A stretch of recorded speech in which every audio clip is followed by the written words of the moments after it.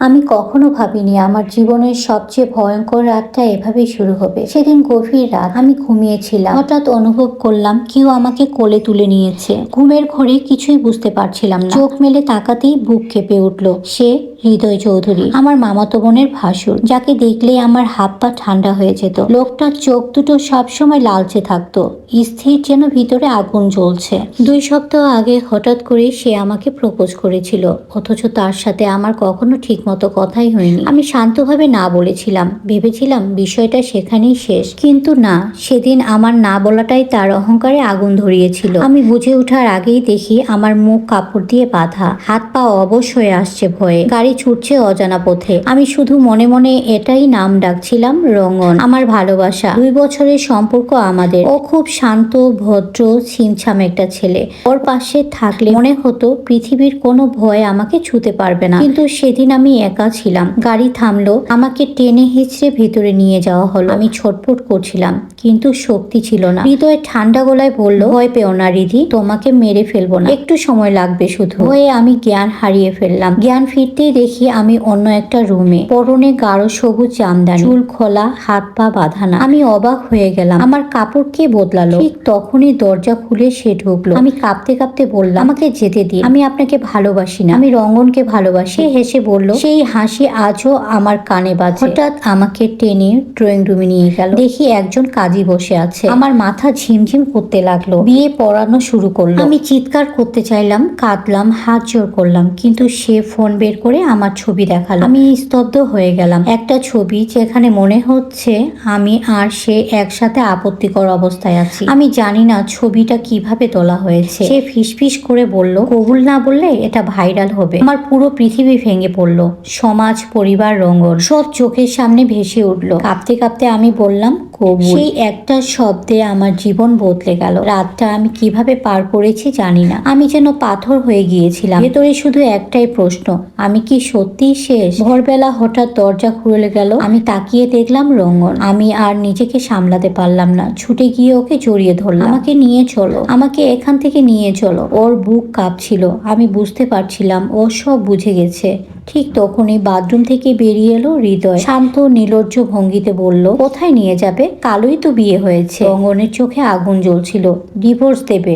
রঙ্গন দাঁতে দাঁত চেপে বলল। হৃদয় মুচকি হেসে আমার দিকে তাকালো। তুমি কি তোমার স্বামীকে ছেড়ে যাবে? আমি তখন কাঁদছিলাম না, হয়তো কান্না শুকিয়ে গিয়েছিল। আমি রঙ্গনের হাত শক্ত করে ধরলাম। তারপর প্রথমবার সাহস করে বললাম, এই বিয়ে জোর করে হয়েছে। এটা বিয়ে না, এটা অপরাধ। ঘর নিস্তব্ধ হয়ে গেল। আমি সোজা দাঁড়িয়ে বললাম, আপনি আমাকে ব্ল্যাকমেইল করেছেন, কিডন্যাপ করেছেন। আমি চুপ থাকবো না। হৃদয়ের মুখে হাসি মিলিয়ে গেল। রঙ্গন আমার পাশে এসে দাঁড়ালো। আমরা এখনই থানায় যাচ্ছি।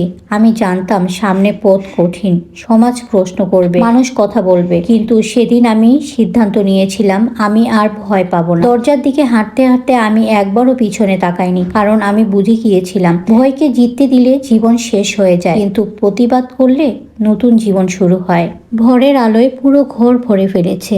আমার ভিতরটা তখন শূন্য। কাঁদতে কাঁদতে চোখ দুটো ফুলে গেছে। শরীর ব্যথায় ভেঙে পড়েছে, কিন্তু তার থেকেও বেশি ব্যথা হচ্ছিল মনে। দরজা খুলে রঙ্গন ঢুকতেই আমি ছুটে গিয়ে ওর বুকের মধ্যে লুটিয়ে পড়লাম। মনে হচ্ছিল এই মানুষটাই আমার শেষ আশ্রয়। আমাকে নিয়ে চলো প্লিজ, এখানে থাকতে পারবো না। রঙ্গনের হাত আমার মাথায়। ও কিছু বলছিল না, শুধু আমার চোখের দিকে তাকাচ্ছিল। ঠিক তখনই পেছন থেকে হৃদয়ের কণ্ঠ, ড্রামা শেষ, এবার বাস্তবতা শোনো। আমি ধীরে ধীরে ঘুরে দাঁড়ালাম। অপমান, রাগ, ঘৃণা সব একসাথে জমাট বেঁধেছিল বুকের মধ্যে। রঙ্গন বলল, আপনি যা করেছেন সেই অপরাধ। জোর করে বিয়ে হয় না, ব্ল্যাকমেইল করে সম্পর্ক হয় না। হৃদয় ঠান্ডা হাসি দিল। আইন, সমাজ, প্রমাণ, কাজী আছে, কাগজ আছে, সাইন আছে। সে এখন আমার স্ত্রী। আমি শুনছিলাম, হঠাৎ বুঝলাম যদি আজও চুপ থাকি তাহলে সারা জীবন চুপ থাকতে হবে। আমি ধীরে ধীরে রঙ্গনের হাত ছেড়ে সামনে এগিয়ে গেলাম। হৃদয়ের চোখের দিকে তাকালাম। সেই লাল আগুনের চোখ। আপনি যেটা বিয়ে বলছেন সেটা জোর জবরদস্তি বিয়ে। আপনি আমাকে অপহরণ করেছেন, ব্ল্যাকমেইল করেছেন। আপনি ভাবছেন একটা ছবি দিয়ে আমাকে চুপ করিয়ে রাখবেন? ঘর নিস্তব্ধ। হৃদয়ের মুখে প্রথমবারের মতো অস্বস্তি দেখলাম। আমি বললাম, ছবি ভাইরাল হলে হোক, সমাজ কথা বললে বলুক, কিন্তু আমি চুপ থাকবো না। আপনি আমার জীবন নষ্ট করার অধিকার পাননি। আজ যদি আমি ভয় পাই, কাল আরেকটা মেয়ের সাথে আপনি একই রকম করবেন। আমি সেই মেয়ে হতে চাই না যে চুপ করে সব মেনে নেয়। রঙ্গন আমার পাশে এসে দাঁড়ালো। আমি এখনই থানায় যাচ্ছি। হৃদয় এবার রেগে উঠলো। তোমরা ভাবছো এত সহজ? আমি শান্তভাবে বললাম, হ্যাঁ সহজ না, কিন্তু সঠিক। তারপর প্রথমবারের মতো আমি নিজেকে অসহায় না, শক্ত মনে করলাম। আমি দরজার দিকে হাঁটতে শুরু করলাম। প্রতিটা পদক্ষেপ যেন আমার পুরনো ভয়ের উপর দিয়ে হাঁটা।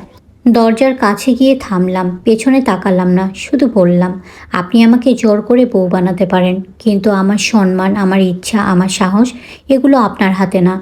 তারপর আমি বেরিয়ে গেলাম। বাইরের সকালটা খুব স্বাভাবিক ছিল।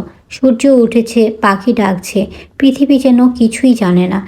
কিন্তু আমার ভেতরে একটা নতুন সকাল জন্ম নিল সেদিন। আমি শিখেছি, ভয় পেলে ভয় মানুষ ভাঙে, কিন্তু দাঁড়ালে মানুষ বদলে যায়। সেদিন আমি ভাঙিনি, আমি দাঁড়িয়েছিলাম, এবং সেই দাঁড়িয়ে যাওয়াটাই ছিল আমার সত্যিকারের মুক্তি। এটাই ছিল আমার গল্প। জোর করে বিয়ে নয়, নিজের সাহসেই শেষ পর্যন্ত জয়ী হয়।